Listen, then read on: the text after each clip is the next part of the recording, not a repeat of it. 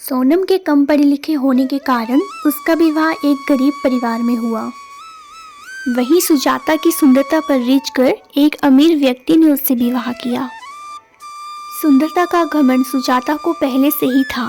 शादी के बाद उसे दौलत का भी घमंड हो गया। दोनों बहनें आसपास ही रहती थीं। जब भी मौका मिलता सुजाता सोनम को उसकी गरीबी का एहसास दिलाती। अरे सोनम, तुझे पता है अभी अभी मेरे पति ने मुझे सोने का हार दिलाया और तुम्हारे खेत के पास जो खेत है वो भी हम खरीद रहे हैं। तुमने तो शादी के बाद कुछ खरीदा नहीं होगा, पर अब कर भी क्या सकते हैं। तुम्हारे पति के तो खुद के खाने के भी ठिकाने नहीं हैं, वो तुम्हें क्या खरीद कर देगा। सोनम को बुरा तो लगता, लेकिन वह मन में सोच कर रह जाती। सोनम के दिन बड़ी मुश्किल से गुजर रहे थे। कई बार तो 2 वक्त की रोटी भी बड़ी मुश्किल से जुट पाती। कई बार बहन सुजाता से भी मदद की गुहार की। बहन सुजाता, आज हमारे घर में खाने को एक दाना भी नहीं है। मेरे पति जमींदार के यहाँ पर भी गए मदद मांगने के लिए, लेकिन उन्होंने भी मना कर दिया। तो प्लीज़ तुम आज हमारी मदद कर दो। जैसे ही फसल बिकेगी तुम्हारे पैसे लौटा देंगे। अरे बहन सोनम, तू आज आई है पैसे मांगने? अगर तू पिछले कल आई होती तो मैं तुझे ज़रूर कुछ पैसे दे देती। मैंने तुझे बताया था ना, वो जो तुम्हारे खेत के पास वाला जो खेत है वो हम ले रहे थे, तो आज ही तुम्हारे जीजा सारे पैसे लेके चले गए जमींदार के पास। घर में आज पैसे नहीं हैं। किंतु सुजाता ने सोनम की कोई मदद नहीं की। फिर एक दिन सुजाता ने भी पैसे देने से मना कर दिया। अब मैं क्या करूं? एक काम करती हूं, मैं अपने बड़े भाई के पास जाती हूं, उनसे मदद मांगूंगी तो वो ज़रूर मेरी मदद करेंगे। आगे बढ़ने पर उसे एक बूढ़े बाबा दिखाई दिए। अरे बाबा, इतनी गर्मी में आप ये मटका लेकर कहाँ जा रहे हैं? अरे बेटी, पास वाले गांव में मेरा घर है, मैं वहीं पर ये पानी का मटका लेकर जा रहा हूँ। अरे बाबा, मैं भी वहीं जा रही हूँ। लाओ ये मटका मुझे दो, मैं लेके चलती हूँ, आप मेरे साथ चलिए। अरे बेटी, तुम क्यों तकलीफ़ करती हो, मैं खुद ही चला जाऊंगा। अरे बाबा, मैं भी तो तुम्हारी बेटी जैसी ही हूँ, लाओ दो मटका मुझे ये, मैं लेके चलती हूँ। फिर सोनम ये मटका ले लेती है और बाबा के घर तक छोड़ आती है। ठीक है बाबा, अब मैं चलती हूँ। अपने भाई के घर पहुँच गई, लेकिन उसका भाई उस समय घर पर नहीं था। अरे भाभी, भैया कहाँ पर हैं? तुम्हारे भैया घर पे नहीं हैं, क्या काम है मुझे बताओ। मैं क्या बताऊं भाभी, दरअसल बात ऐसी है, हमारे घर के हालात कुछ अच्छे नहीं हैं। हमारे पास 2 वक्त के खाने के पैसे भी नहीं हैं। हमारे पास क्या पैसों का कोई पेड़ है जो उससे तोड़कर मैं तुम्हें दे दूं? पैसे मांगने के अलावा और कोई काम है तो बताओ, नहीं तो यहाँ से जाओ। ठीक है भाभी, मैं चलती हूँ। भाभी ने उसे घर से भगा दिया। फिर वो दुखी होकर अपने गांव वापस लौटने लगी। अरे बेटी, इधर आओ। तू इस गांव में किसके घर आई थी? बाबा, मैं यहाँ पे अपने भाई के घर आई थी। फिर सोनम बाबा को अपनी पूरी कहानी बताती है। अरे बेटी, तू इन घड़ों में से कोई एक घड़ा ले ले। क्यों बाबा? इन घड़ों में लड्डू हैं। तू इतनी दूर से आई है और अभी दूर ही जाएगी पैदल चलकर, तो रास्ते में भूख लगे तो इसमें से लड्डू खा लेना। नहीं बाबा, मुझे नहीं चाहिए। आपने पूछा उसके लिए ही बहुत धन्यवाद आपका। अरे बेटी, ले ले, मैं भी तो तेरा पिता जैसा ही हूँ। फिर सोनम बाबा के बार बार कहने पर उनसे खड़ा ले लेती है। ठीक है बाबा, अब मैं चलती हूँ। नहीं तो मुझे घर पहुंचने में शाम हो जाएगी। सोनम अपने घर की ओर जाने लगती है। तुम अपने भाई के घर गई थी ना, तो क्या उनसे कोई मदद मिली? नहीं, भाई तो घर पर थे ही नहीं और भाभी ने मुझे घर से ही भगा दिया। मतलब आज भी हमें भूखा ही रहना पड़ेगा?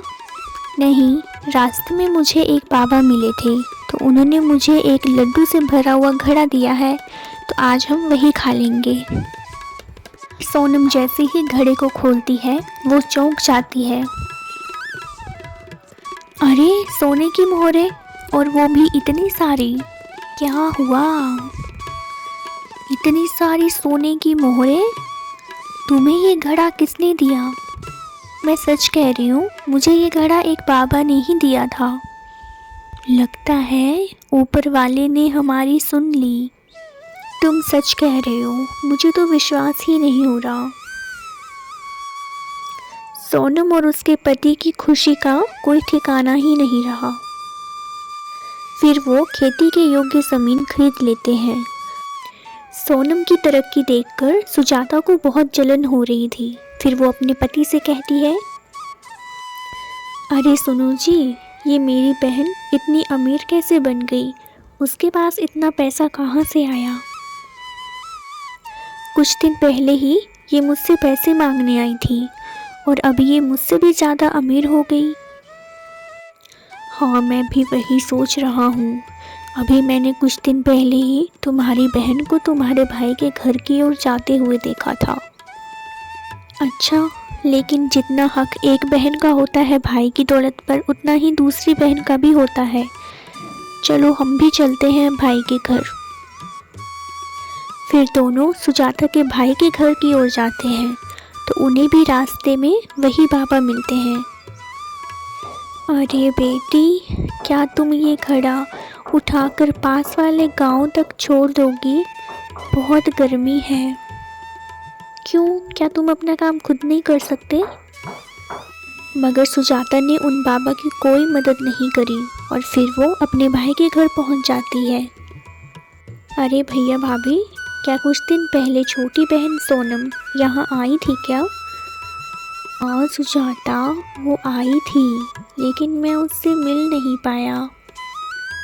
जब वो यहाँ आई थी तो मैं गांव के बाहर शहर में था। उससे तुम्हारी भाभी ही मिली थी। भाभी, क्या आपने उसे कुछ दिया था? अरे हम उसे क्या देंगे, हमारे पास कुछ हो हम तभी उसे देंगे। अच्छा, इसका मतलब आपने उसे कुछ नहीं दिया? अच्छा ठीक है भैया, हम चलते हैं। अरे अभी तो आए हो, कुछ देर तो रुको, खाना खाकर जाओ। नहीं नहीं भैया, हम तो यहाँ से निकल रहे थे, तो सोचा भैया से मिल लेती हूँ। ठीक है भैया, हम चलते हैं। इतनी गर्मी में मुझे बहुत प्यास लग रही है, चलो वहाँ जाते हैं।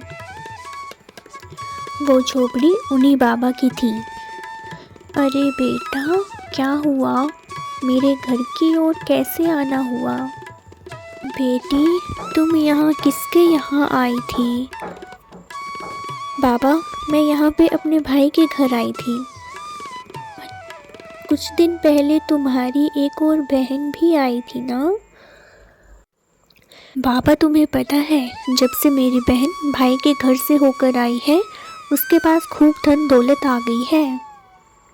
हाँ बेटी, मैं तुम्हें बताता हूँ, जो भी उसके पास धन दौलत आई है वो उसके अच्छे कर्म और अच्छी नीयत की वजह से आई है। बाबा, मुझे तुम्हारी कोई भी बात समझ में नहीं आ रही, और मेरी बहन के इतने क्या अच्छे कर्म हैं कि उसे इतना धन मिल गया? अच्छे कर्म और अच्छी नीयत से कोई इतना धनवान कैसे बन सकता है? बाबा, ये तुम क्या कह रहे हो? बताता हूँ बेटी, यहाँ जो घड़े रखे हैं ये कोई आम घड़े नहीं हैं। ये मनुष्य को उसकी अच्छे कर्म और अच्छी नीयत का परिणाम देने वाले घड़े हैं। बाबा, मैं तुम्हारी बात अच्छे से समझ गई कि ये जो घड़े हैं वो कर्मों के घड़े हैं। क्या आप हमें एक घड़ा दे सकते हैं? हम भी अपना कर्म आजमाना चाहते हैं। क्यों नहीं बेटी, तुम भी एक घड़ा ले लो और अपनी नीयत और कर्म आजमाओ। वो दोनों अपने घर की ओर जाते हैं। भी घर पहुंचकर वो घड़ा देखते हैं तो घड़े से कीड़े निकलने लगते हैं। अरे, इसमें से तो कीड़े निकल रहे हैं, इसका मतलब हमारे कर्म अच्छे नहीं हैं। और वो तुम्हारी बहन सोनम हमसे मदद मांगने भी आई थी, तो हमने लालच में आकर उसकी मदद भी नहीं गई। तुम बिल्कुल सही कह रहे हो, मैंने मेरी बहन की मजबूरी नहीं समझी। फिर सुजाता और उसके पति को अपनी गलती पर बहुत पछतावा होता है। सुजाता सोनम से माफ़ी मांगती है।